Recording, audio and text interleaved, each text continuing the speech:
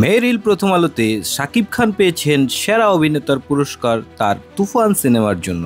এছাড়াও শাকিব খানের অভিনয় জীবনের 25 বছর পূর্ণ হওয়ায় পেয়েছেন বিশেষ সম্মাননা। তবে সেখানে শাকিব খানের বলা কিছু কথা দর্শকদের মন জয় করে নিয়েছে। শাকিব খান বলেন, আমার যখন খারাপ সময় যাচ্ছিল তখন অনেকেই বলেছে এই শেষ, তোমার কেরিয়ার শেষ, তুমি আর এগোতে পারবে না। আমিও ভেবেছিলাম চলেই যাব, তারপর ভাবলাম এতদিন ধরে লোকগুলো আমাকে এত ভালোবেসে এসেছে, একটা শেষ চেষ্টা করেই দেখি। তারপরই প্রিয়তমা দিয়ে আমার দ্বিতীয় ইনিংস শুরু হয়েছে। তবে আমার যখন খারাপ সময় গিয়েছে তখন অনেক আর্টিস্ট এবং অনেক কাছের মানুষজন দূরে সরে গিয়েছিল। শাকিব খানের এই কথাগুলো থেকে আমরা বুঝতে পারি যে জীবনে আসলে হতাশ হওয়ার কিছু নেই, জীবনে একটু চেষ্টা করলেই ঘুরে দাঁড়ানো যায়। তাই যারা জীবন নিয়ে হতাশ তাদেরকে আমি বলবো, জীবন নিয়ে হতাশ না হয়ে চেষ্টা চালিয়ে যান, একদিন আপনিও সফল হবেন।